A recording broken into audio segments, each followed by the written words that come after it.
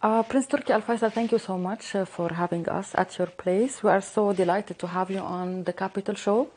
And let me start by the story of Henry Kissinger. It was, I'm so curious to know, what is the story?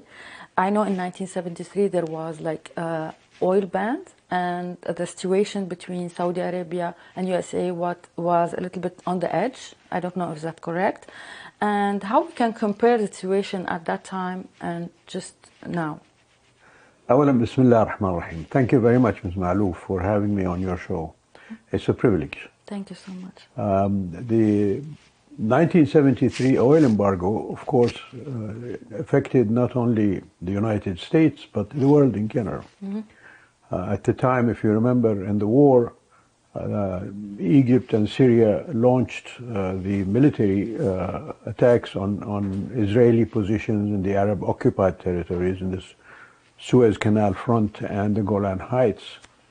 And they made huge advances in the initial stages of the war. But the United States took the decision to resupply Israel with all of its military losses. And there was actually a transfer of equipment directly from the United States to Israeli lines on the front in Suez and the Golan. And that is why the Arab states producing oil decided to embargo the oil going to the United States. And other countries that helped in that process, I think Portugal and one other country, I don't remember which one now. But anyway, that embargo, of course, led to a big disruption in the supply of oil in the United States. How we can compare this to our days? Well, I don't think there can be a comparison. No. The times are much different. At that time, the embargo caused lines in front of gas stations, and at that time there was no petroleum reserve in the United States to replenish the supplies. And also the pricing issue was different, a much different scale then. The prices were much lower than they are now. Yeah. But in any case, as a result of that and the disruption that it caused to the American economy, within a few days after the embargo was imposed on America, a message came through the CIA channel to the kingdom without signature, simply saying that it is a message from Dr. Kissinger to the late King Faisal, addressing him, Your Majesty, if the embargo continues, it is affecting the United States in a very dramatic way, and the US will be bound to take whatever action to relieve itself of that imposition of difficulty on the people. A clear warning that was interpreted as such by Saudi officials. Yes. But nonetheless, King Faisal maintained the embargo until he saw on the ground that there was American activity in trying to get Israel to withdraw its troops from the occupied Arab territories, both on the Suez front and the Golan Heights front. When that happened, the embargo was lifted.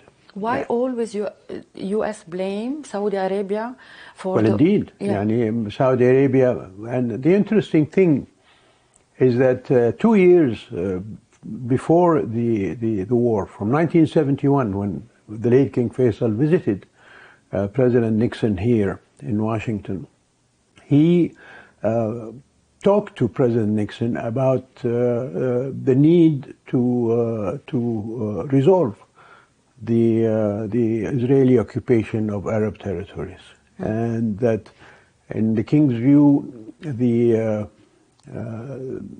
there was showing an important decrease in the availability of oil in general around the world, and there might be an economic crisis coming if the United States did not engage fully in removing Israeli troops from occupied Arab territories. So from 1971 until 1973, that proposition by King Faisal was ignored basically by the United States. And so when the US actually took a position in the war to help Israel against the Arab countries, that's when not just Saudi Arabia but other Arab oil producers took the decision to embargo the oil coming to America. And hence, that is why the situation arose.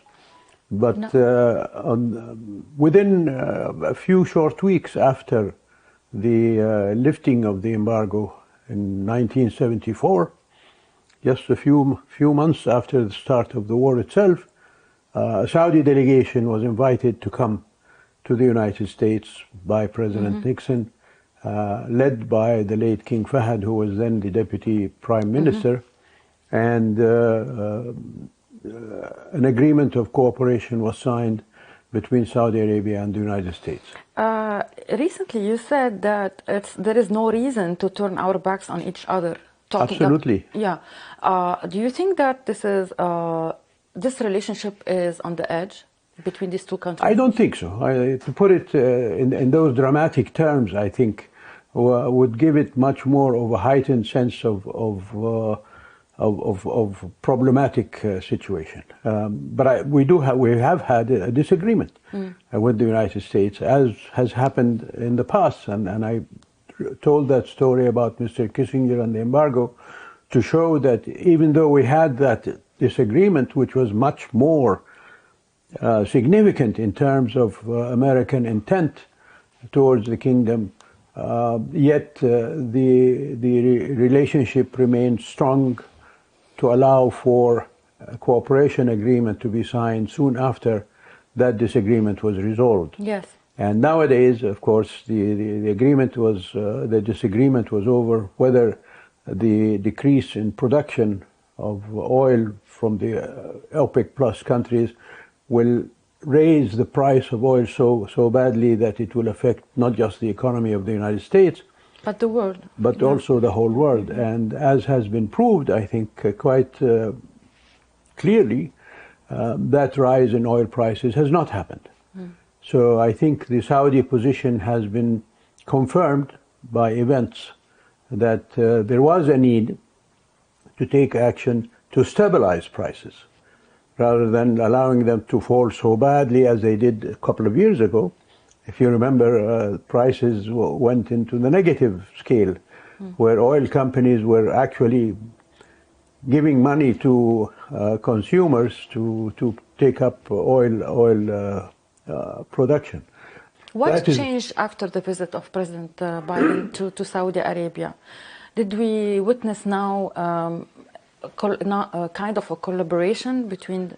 Yes, well, the visit preceded the OPEC Plus decision, but it came after there was also then how can I put it, unease in the situation because of President Biden's statements during the campaign about the kingdom and particularly the Crown Prince. And there also, when the two met in Jeddah, the result was agreement. If you look at the statement that came out of the Jeddah meeting, there were several items of agreement between Saudi Arabia and the United States, including one on stabilizing oil production and prices in the world so that it doesn't affect the poorer countries particularly. Your Highness, what about human rights? The Biden administration stressed on the issue of human rights in Saudi Arabia. Is this resolved?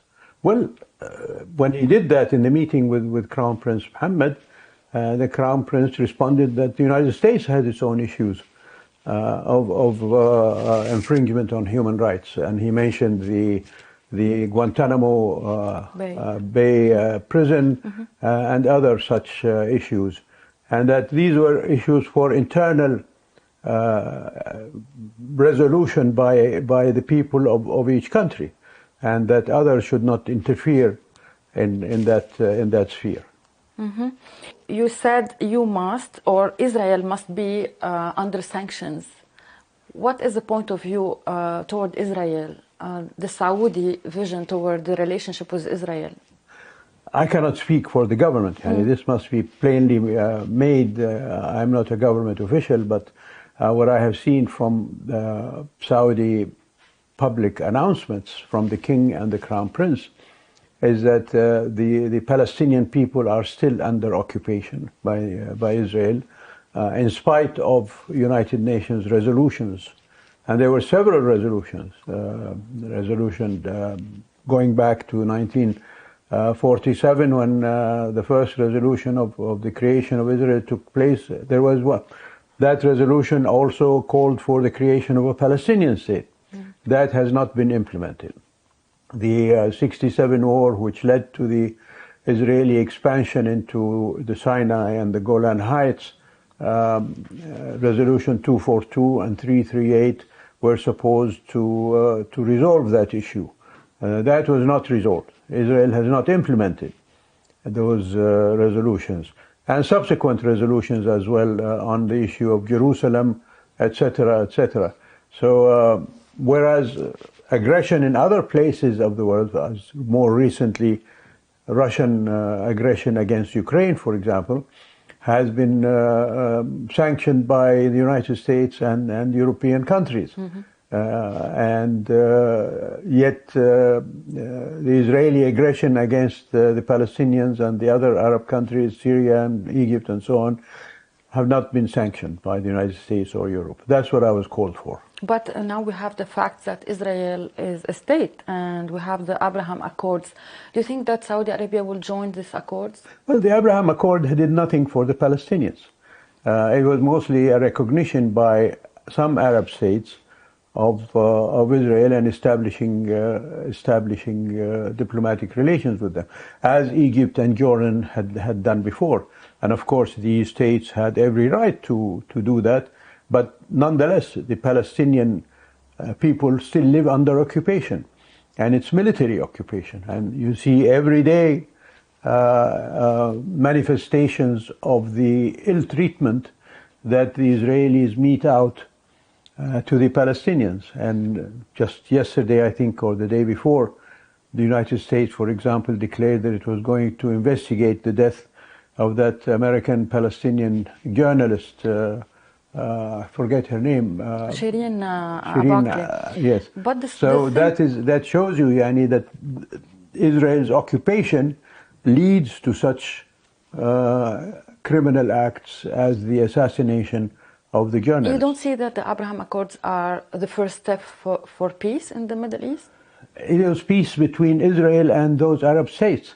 But the main problem is the Israeli occupation of Palestine. That has not been resolved. How it can be resolved? Saudi Arabia and the Arab world presented the Arab Peace Initiative back in 2002. In Beirut summit. In 2002, which was a very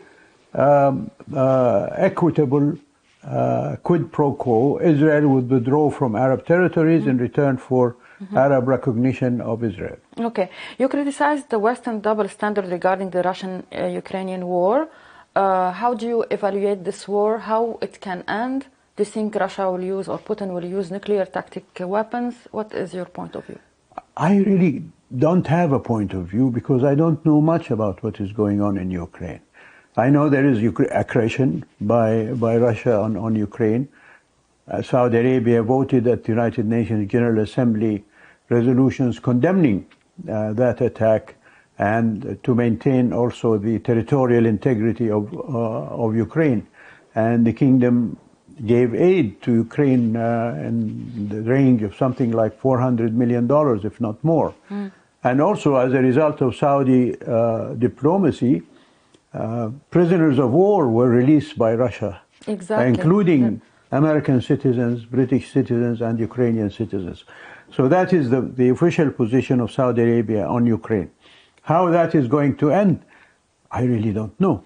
But I think what is needed is that for both sides to be able to come together to resolve their differences. Some analysts say that Saudi Arabia is trying to the relationship between Russia and Saudi Arabia is a concern for the United States. Do you agree on that? Well, I don't. It shouldn't be a concern to the United States, because the kingdom's relationship with the United States has been a very strategic, more than 80-year-old relationship. And as I mentioned, we've had our differences in the past, but that strategic connection has remained and will continue to remain. And we still believe the United States is not only the supreme power in the world, but also has a responsibility to maintain stability and peace, not just in the Middle East, but throughout the world. And we offer our friendship to the United States in that effort. And we acted in the past to bring people together. Yeah. Let me just give you an example. The Lebanese Taif Accords, for example, Yeah, Saudi Arabia brokered those accords to end the civil war in Lebanon, which was affecting everybody at the time. They are a peace initiative to bring peace to Palestine. It was proposed by Saudi Arabia. These are just two examples of where Saudi Arabia stands on the issues of peace. And the U.S. has always been a partner with the Saudi Arabia in trying to find peace in these areas. Do you think that Saudi Arabia now is losing its influence in Lebanon, and Iran, by backing Hezbollah, is controlling the state? Well, this is where we differ with Iran. We recognize states and the sovereignty of these states and the inviolability of their internal structure. And we do not interfere in the affairs of other states. Iran does. And it has made these militias, whether in Lebanon, Hezbollah, or in Yemen, the Houthis, or in Syria, if you look at all of the militias that Iran brought into Syria, if you look at Iraq, all of the Hashd al-Shabi yes.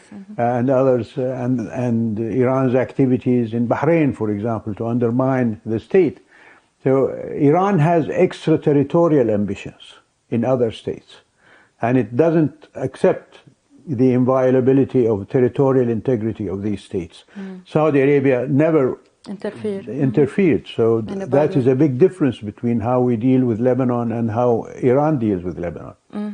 How do you see the demonstrations in Iran, and this will lead to where? Well, I don't know yet. But, you know, it's a manifestation of what the Iranian people feel about the rulers. They reject them completely. And these demonstrations are all over Iran. Iran is a country of many ethnicities and even sectarian differences between Sunni and Shia. Yet these demonstrations have shown that all ethnicities, including the Persian one, which is the main ethnicity in Iran, are rising up against the rulers. Yeah. My question is how Saudi Arabia can coexist with Iran. Iran is a threat. They are spreading terrorism. Prince Mohammed bin Salman, the Crown Prince, said that Iran is a neighbor and we have to adapt to live with this. So how do you see that? Well, Prince Mohammed is right. Geography overrules everything else. And Iran will remain where it is, regardless of whatever activities it pursues. And whatever trouble it makes for us, we have to accept that they are our next door neighbor, and we would like to have good relations with Iran. At one point, a few years back, we had good relations with Iran. Unfortunately, that changed when Iran began to implement its extraterritorial ambition in the states around it, in Iraq, in Syria, in Lebanon, in Yemen, and in Bahrain, and even in Palestine. So that is something that the kingdom, of course, doesn't agree with. And unless and until Iran desists from these activities, then it's going to be difficult for us to have good relations with them. We can understand that Saudi Arabia will never support the demonstrators or the freedom of the Iranian people? Well, we publicly, of course, condemn the Iranian government for the way it has treated its own people. But we're not going to interfere in the affairs of Iran. We cannot claim that we object to Iran's interference in other affairs and then we practice that. So, Saudi Arabia is not going to interfere in Iran.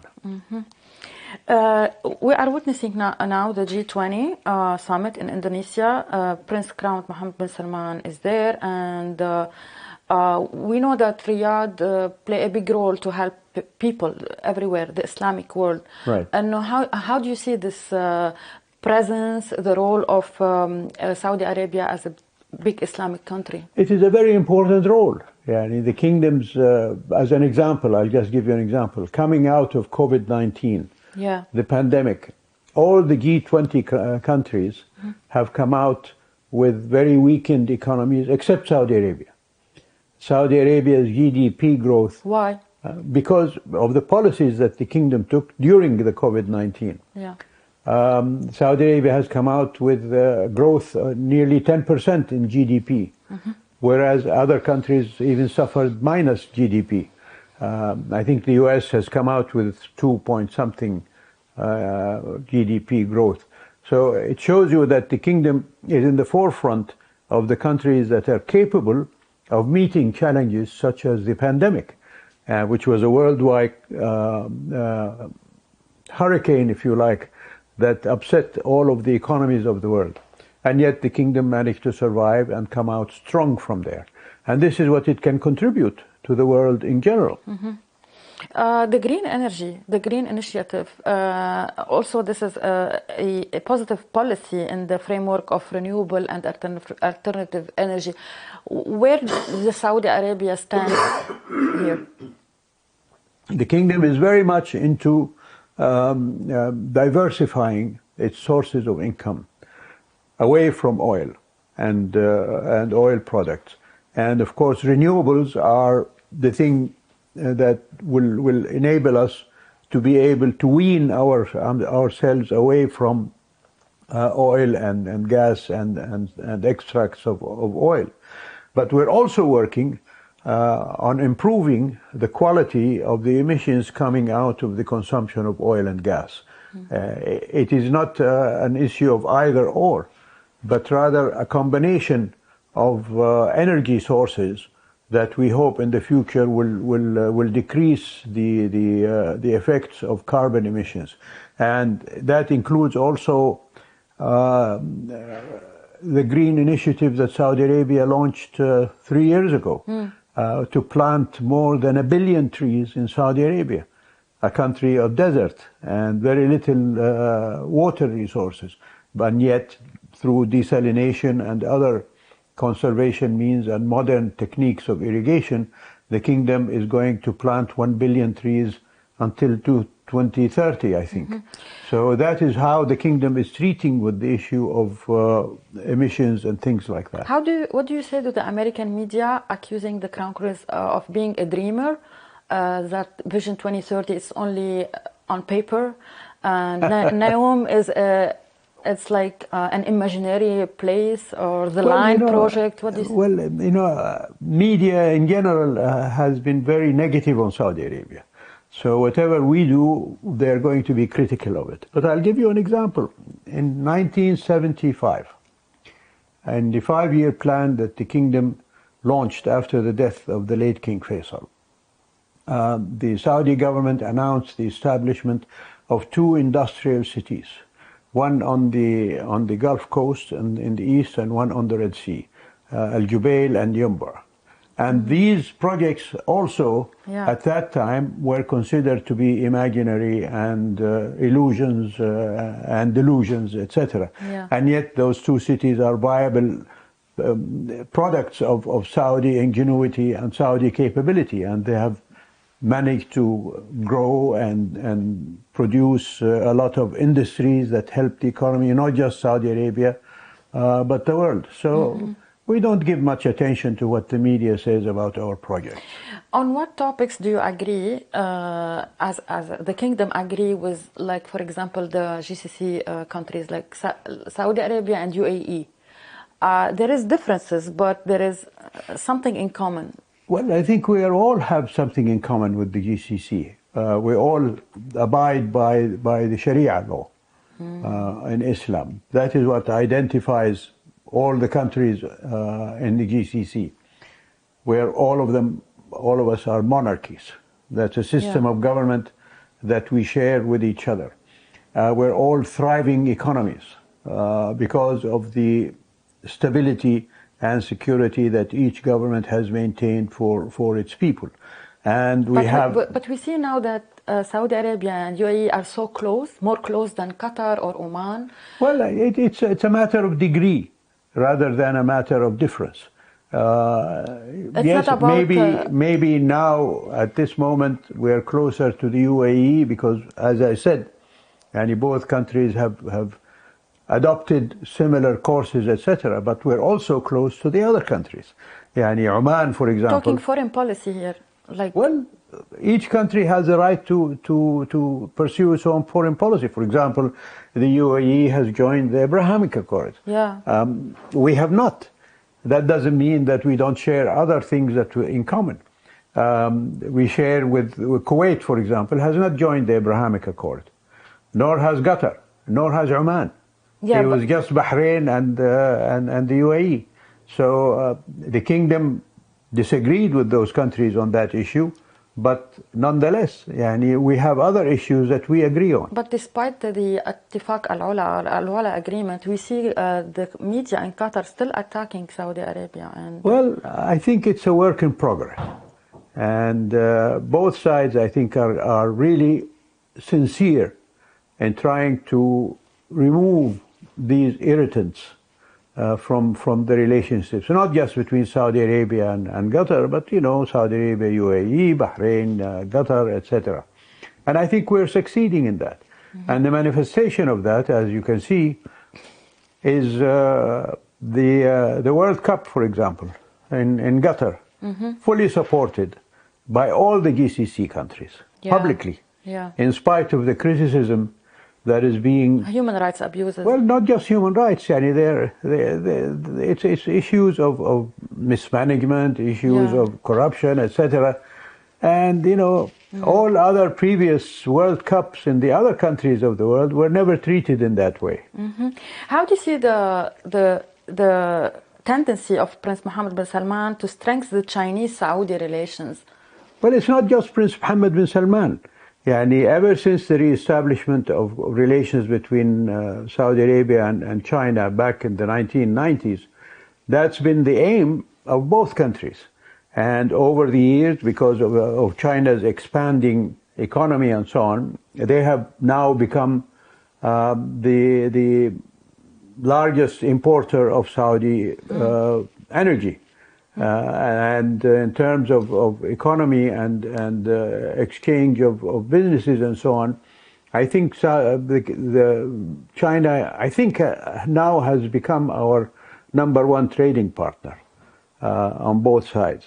But still, our relationship with China is based on mutual interest. And that will continue to be what guides Saudi Arabia. It's not on the extent of the relations with USA, especially that the Biden administration adopted the policy to withdraw from the Middle East. Does China will fill that vacuum? Well, I think President Biden, when his visit to Jeddah, denied that the United States was withdrawing from the Middle East. And he told all the Arab leaders who were there, I think there were 8 Arab leaders, or 9. There was Egypt, Jordan, Iraq, plus the 6 GCC countries. He said, we're not going to go away. We're here to stay because we have mutual interests and common agreements on many issues. So we're not concerned about all the talk that the U.S. is going to withdraw from the Middle East. Well, Prince Turki Al Faisal, thank you so much for this lovely interview, and I hope that we'll see you for many interviews in the future. Thank you so much for your hospitality and for your time. Thank you, Ms. Ma'louf. It's great talking to you, and I hope, as you said, to have more encounters like this. I hope the next encounter you will do us the honor of coming to the kingdom. To visit the kingdom, inshallah. And we can do it there, and you can see some of the things that people are talking about, like Al-Ula, like Neom, like other such things, even our ski slopes that we are building now. Congratulations and thank you so much. Thank you. Hey, Maria Malouf here.